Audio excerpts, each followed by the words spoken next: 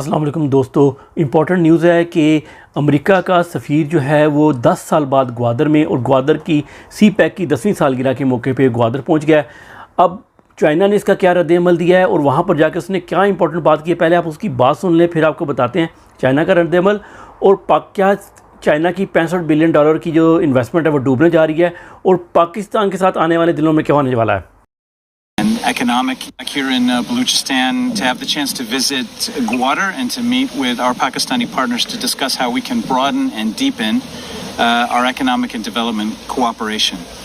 We appreciate the partnerships that we've built with the people of Baluchistan, and those ties span education and economic issues, health, the rule of law, and far beyond. United States and Baluchistan can do to build for the future in areas like commerce and trade, renewable energy, water and agriculture, on sustainability and resilience. Baluchistan is positioned to take full advantage of the opportunities to connect with Pakistan's largest export market, the United States. Our conversation will cover development at the port and how its operations can fit into the broader US-Pakistan partnership, access to the US economic market.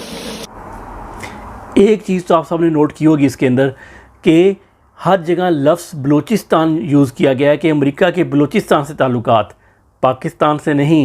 ये बहुत बड़ा important नुक्ता है, अगर नहीं आपको गौर किया दोबारा देख के गौर कीजिए।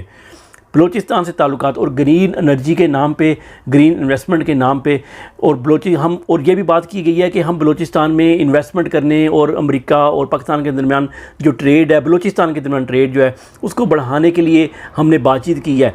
ये एक तो पाकिस्तान का नाम नहीं है, क्या अमेरिका ने इशारा दे दिया है कि बलूचिस्तान अब पाकिस्तान का हिस्सा नहीं है, या फिर दूसरी तरफ चाइना जो है, चाइना की $65 अरब की इन्वेस्टमेंट है और ये 10 साल हो गए थे उसको सी पैक शुरू किए हुए। ग्वादर बंदरगाह बेसिकली चाइना ओन करता है, लेकिन अब चाइना से छुड़ाएंगे कैसे? अगर अमेरिका को सपोज दे भी दिया, पाकिस्तान ने फैसला कर लिया। और आपको एक बात भी याद करा दूँ, इमरान खान के दौर में कहते थे ना, इसने सी पैक बंद कर दिया है, इसने सी पैक तबाह कर दिया है। अब आपको समझ लग रही होगी कि इमरान खान तो सी पैक चलाना चाहता था। कौन था वो जो सी पैक पाकिस्तान में चलने नहीं देना चाहता था और हमें अमेरिका की गुलामी में रखना चाहता था? ये भी आपको बात क्लियर होगी आज। चाइना ने क्या जवाब दिया है?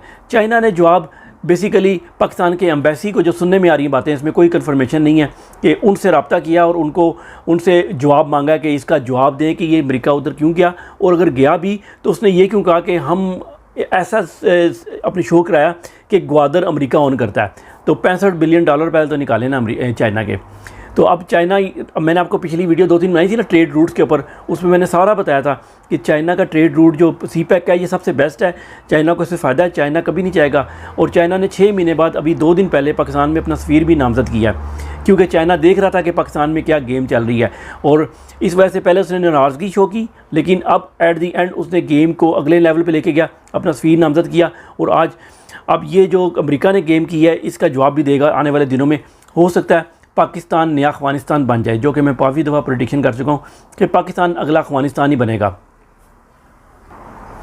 अब आप सोचते होंगे कि क्या एस्टेब्लिशमेंट को नज़र नहीं आता कि चाइना से इतनी ज़बरदस्त हमारे वो काम हो रहा था, हम अमेरिका से भी ताल्लुकात रखें, उससे भी रखें जैसे इंडिया करता है, रशिया से भी, अमेरिका से भी और चाइना से भी वो बनाने की कोशिश कर रहा है, ब्रिक्स में भी शामिल है। क्या हम ऐसा नहीं कर सकते? लेकिन वो समझदार लोग हैं, वो पढ़े लिखे लोग हैं, अपने मुल्क का सोचते हैं।